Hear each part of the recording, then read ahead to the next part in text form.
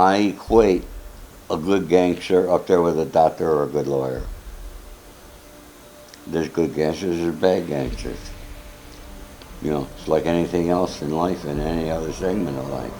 But being a true gangster, most people would think that maybe I'm a little mentally ill, and maybe perhaps I am.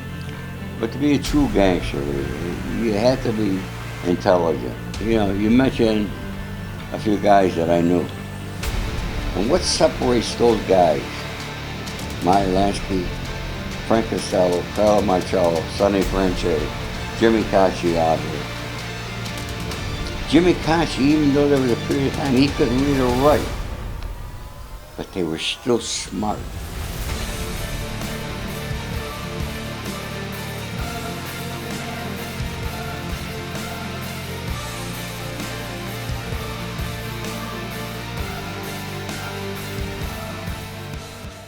There's a show on TV right now about a guy, Ray Donovan. Yes. It seems like that show kind of mirrors your life a whole lot.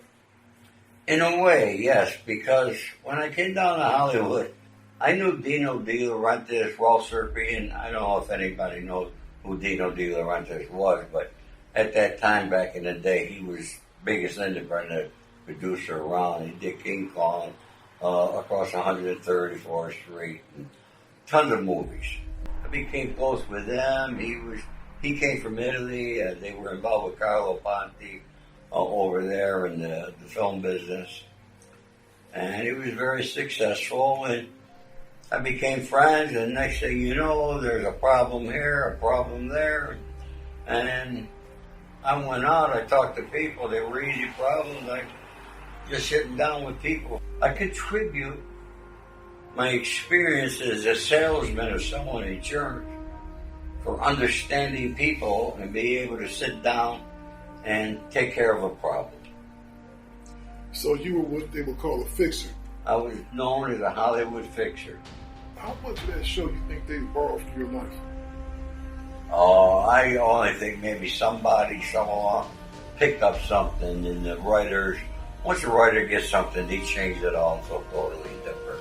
We had a writer that wanted to do a script, TV pilot about me. I mean, I read it. I didn't even know who the hell he was talking about. There was no semblance at all. I think the writer was probably dreaming, and in reality was hoping that he was the guy that he was really great about. But that's a whole nother situation, and we could talk for years about writers in Hollywood. But everything's through written word. It seems like all my life people always thought of me as a gangster. But for many years I was a successful insurance man and the leading agent for the Prudential Insurance Company. And then I had my own agency where I serviced automobile dealers with a training program and where I sold them credit, life, and accident and health insurance. That became my first indictment. A guy that I took that never made more than $30,000 a year, I brought him in, a gentleman. I can't call him a gentleman, but he was making over $100,000 a year with me. My company was growing very quickly. I was doing very well. And he became very jealous. He found out about a deal that I had with the insurance company where I was allowed to use the premium to grow my business. And then he tried to say that, that I was friends with Sonny Franchese, Meyer Lansky, and others, which he was trying to get me into tape conversations. Anyway, that became my first indictment. And I was facing 55 years in prison. It was my first case. I ended up getting 5 years probation. But once I had that felony, it was like, and I became who I was. I left there. I went to San Francisco, and I became very well known in San Francisco in a very short period of time. I already known Sonny Franchese, all right, and I knew Meyer Lansky, and through life I got to meet other well-known gangsters. It's all in my book. Carlo Marcello, Russell Buffalino. That's who Joe Pesci plays in a new film, The Irishman. Yeah, so I've had a hell of a life. I know you had some dealings with Harry, for example. Well, Michael Harris, yeah, Harry O. How I met him was, I don't know if you guys know who Danny Sims was, but Danny was the first guy that produced Bob Marley. Danny was big in the music business. And when Danny was in Los Angeles, I was the guy that took care of Danny. Any problems he had. When he was in New York, it was Joe Piney. And when he was in London, it was my best mate, Joey Pyle. Danny knew how to work the system really good. And he was always protected. But he came here, and before he came here, he stopped in New York. He was with Wyclef, and through Wyclef, he met Haitian Jack. And they came out here with, and wanted me to handle a problem with Suge Knight. Lydia was suing, there was a little issue, she wanted me to talk to Suge. And I met Lydia, Haitian Jack. Haitian Jack ended up sleeping on my couch for a year. Till I found out who he really was. But they went back and forth, and every time Lydia was here, she got Michael on the telephone. But there was not a need for me at that situation to sit down with Suge, because I really didn't know who was right, who was wrong in the situation. And with Michael being in prison and his wife handling things for him, it was not a proper situation for me to get involved in. Haitian Jack, he's a good talker, he's a good looking boy. He was fast with a woman. He was a hustler. He was getting money from Wyclef John and Jerry Wonder and all these people. He slept on my couch and he drove my son's car for a year. Never offered to put up with 5 cents. And then I found out the truth about Haitian Jack. What happened was, he wanted to do something in the music business and he wanted me to be involved.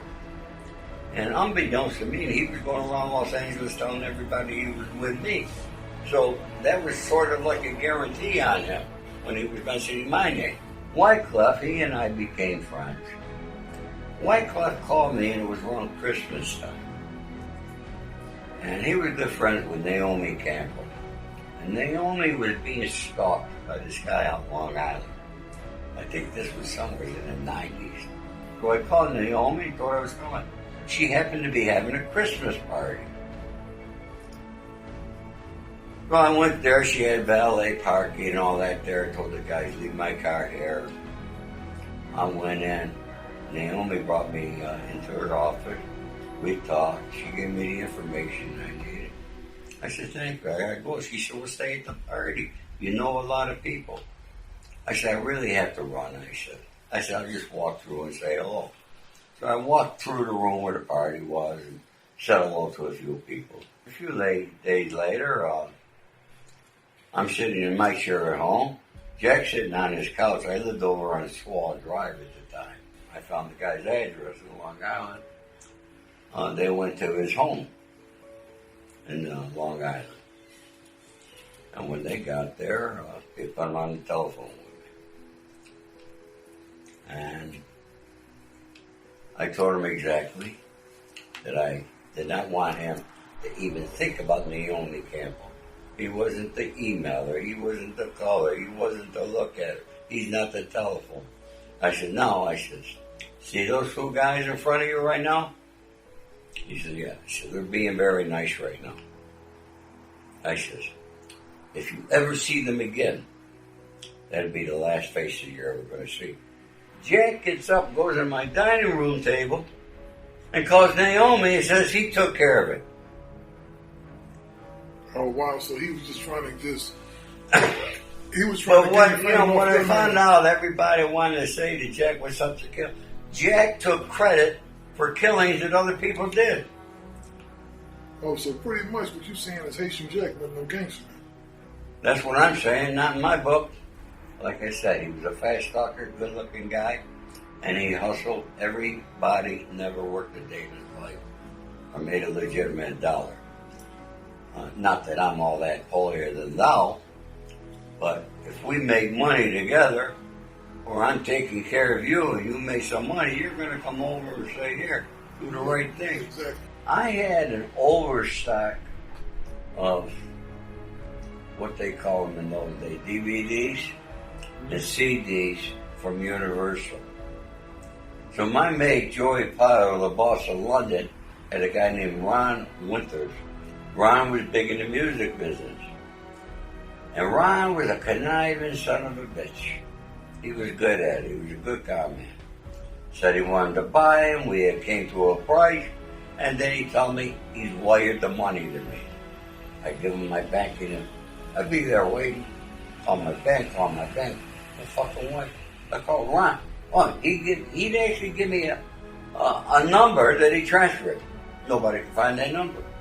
That he come up with. It had to go through the Bank of London, from one bank to another bank by the time he gets there. And then I finally found out he was bullshitting. And then through somebody in the movie industry, that when Ron would come to town, he would never tell anybody where he was staying. And he never checked in on his real name, so you couldn't find the guy. So my guy said he had a meeting with this guy, Ron Winters, at the Beverly Wilshire. I said, what? I said, I want to go over there. And I went, and I was at the bar, and he promised that he would come down and get me. I was literally going to hang this fucking guy out the window. Unbeknownst to me, Suge Knight's there having a meeting with him. The other guy in the movie industry tells Suge about me that I'm waiting downstairs at the bar. And Suge came down, and that's how we met. And he asked me not to do anything. He says, we'll make money. Are you sure you will make money somewhere else? He said, but I got something going with the guy. I don't want to mess that up. He said, please. I said, okay, no problem. And then it came, then I started going to Suge's office when he was over here on Wilshire and Samples that day. And I always saw him at the Four Seasons almost every night, because I used to be there practically every night as he was. And then it came time that Ron Winters happened to be his distributor in England. But Ron was distributing Death Row all over Europe. And he wasn't paying Suge.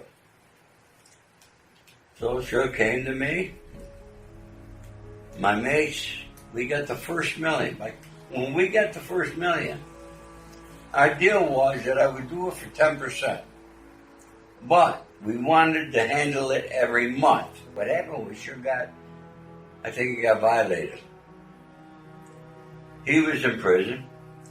I got the $1 million. It was wired to his account. I can't remember. There's a gal and a guy. And Suge called his lawyer from prison and had his lawyer transfer $10,000 in my account. $100,000. Just like that. It was there the next day. Suge was always a gentleman, and I gotta say, he always did the right thing. Does the Mafia deal with the Crips and Bloods in it? Yes. I did. Got a lot of respect for them, they got our respect. You gotta remember something about the Italians.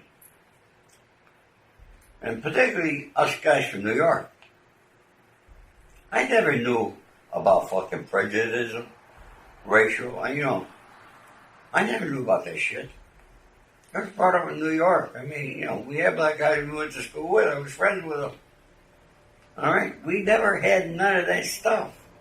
What would be the biggest advice you would give to the leaders of the Crips and Bloods if you could?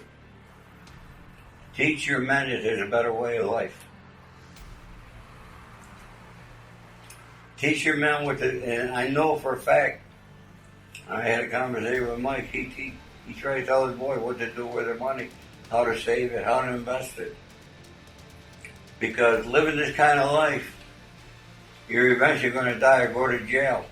And if you're fortunate to make it through both of those, then you're going to need money to survive.